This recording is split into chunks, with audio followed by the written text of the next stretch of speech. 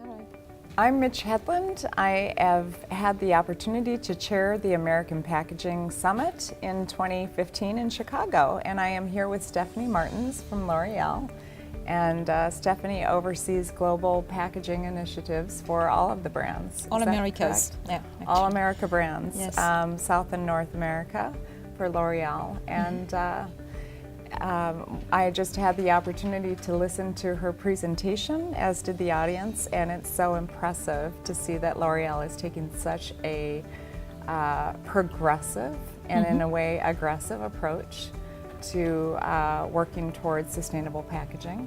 Yes. And it's probably not easy to do with multiple brands that all have their unique identity. And maybe you can share a little bit about how to push a global initiative while allowing each brand to be able to embrace and, in a way, attack this issue themselves. Yeah, so I think what we did at L'Oreal is we have started this initiative, Sharing Beauty with All, and it really started from our CEO, and the idea was really to inspire the brands and find inspiration to do something and to be more sustainable.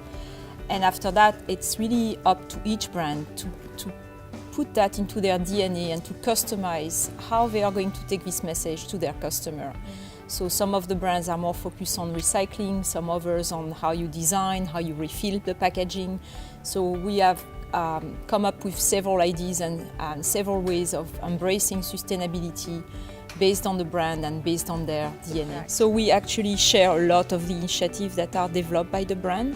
And our CEO, every time he travels around the world, he meets with the marketing team and he wants to hear about what they are doing. So they are all in the room and they are like really sharing, this is what I'm doing for Redken or for Kiehl's, and we have this network where we basically see, okay, this good idea could be reapplied to that brand, and we do it constantly. So it's really something very neat, because sometimes we have good ideas coming from Brazil, or from China or from India, and I mean we have this network where we can share those ideas and see how can I apply it for my own brands or for my own zone and benefit from it. Yeah. Well, it's really interesting. I mean, we're dealing with macro issues, right, globally, and none of us are excluded from the changes that are taking place. So I think it's really remarkable that such a large global organization is taking such a macro approach to it, Yes. while maintaining that micro ability for each brand. How are the metrics? I mean, I know that you're talking about the three pillars that are being affected, whether it's carbon and water and waste. What are the revenue metrics that are starting to be realized with this, as far as cost reductions, as far as market share opportunity, consumer responses?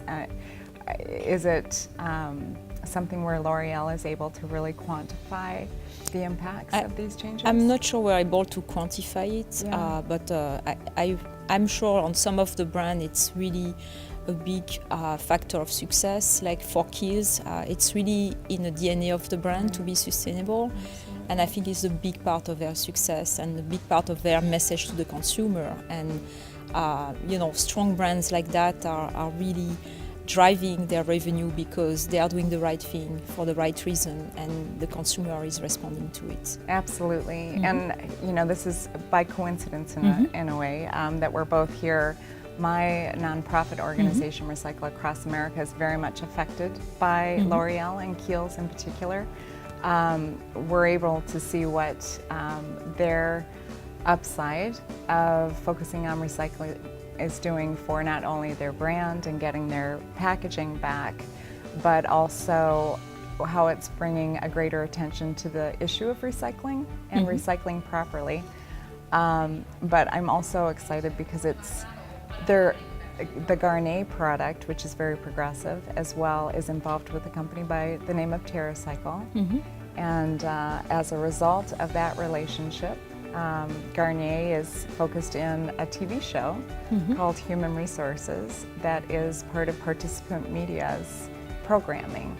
And it's showcasing TerraCycle as a really unique company that is finding ways to recycle and repurpose so many different types of packaging. And Garnier, being as progressive as they are showcased in that effort. Yeah. So I think it's a great example of how brands not only are internally improving their packaging, but how they're actually getting media attention for some of the progressive work that they're doing. Absolutely. Is that something that is looked at and kind of showcased within L'Oreal globally? Yeah, it is actually. The Garnier brand is very progressive in that sense, and they also have initiative for the employees where they encourage employees to reuse the bottle, repurpose them. So there's all kinds of activity that are organized around what can you do with your shampoo and conditioner bottle? Can you use them to plant something or recycle it in a water bottle or any kind of form? So there's actually internal competition of, how to find ideas to repurpose or recycle the product, from Garnier. So that's pretty interesting. And what a great idea. Yes. I mean, think about the rebranding between being out for a run and having a Garnier bottle with some type of mouthpiece on it to be able to use as a water bottle. I mean, what a great way to extend and expand your brand presence. Yes. In a way that might make people think that you're drinking your shampoo. No. But not really. I mean, it's a great way of being innovative. So, yes. So what do you see coming down the line that's the most progressive with the L'Oreal brands that other packaging companies can look to L'Oreal for kind of where innovation is going and best practices? What are maybe the top 3 things that you think of are the most impressive with what's happening on sustainability? Well, I think one of the most impressive is we don't look at it from just, we're adding more PCR, we're lightweighting, and we're looking at it from the whole system standpoint and considering how the consumer is using our product, how the salons are using our product, and really rethinking the way we are designing our packaging. And a lot of the waste could be avoided if the package is reused or it's refillable, and all those ideas are really breakthrough ideas that in some areas it has not been done before. So I think it's good as a leader in the industry that we are tackling those issues and we are leading the way. We have a lot of projects that are in the works, so I can't talk about them because they are not on the market yet, but it's very exciting what's happening right now. Where it's going. Yes.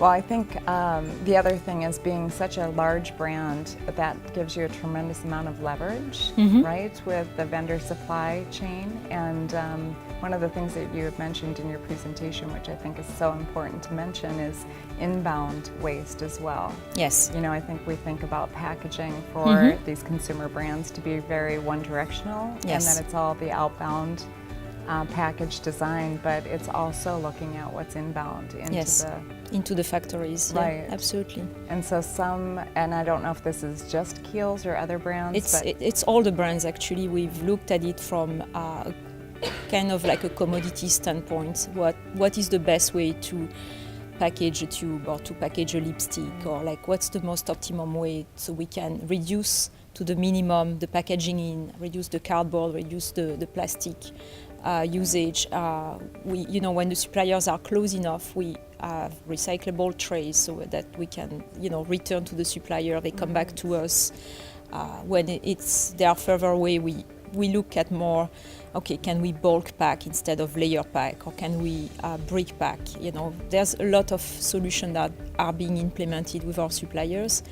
And it takes a while because a lot of time they have to change their automation, they have to make some investment. So it's through partnership, through like driving them towards the right solution that we are able to implement those solutions.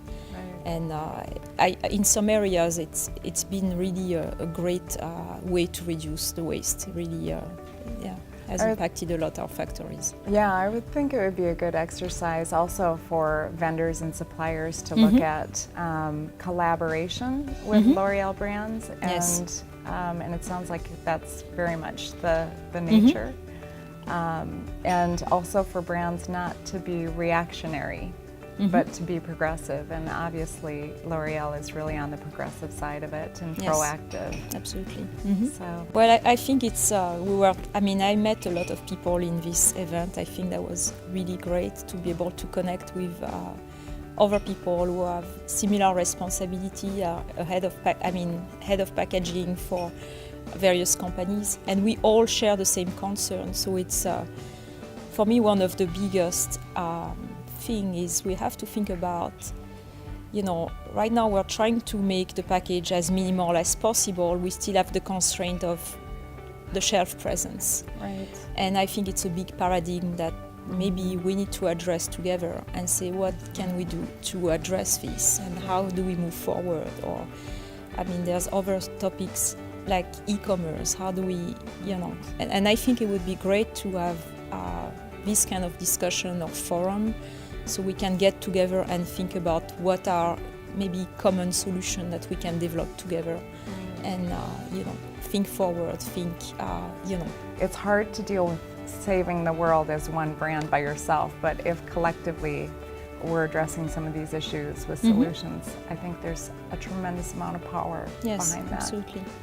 So next year, Yes. tune in. Thank you so much. This Thank was you. such a Yes, treat. thank you for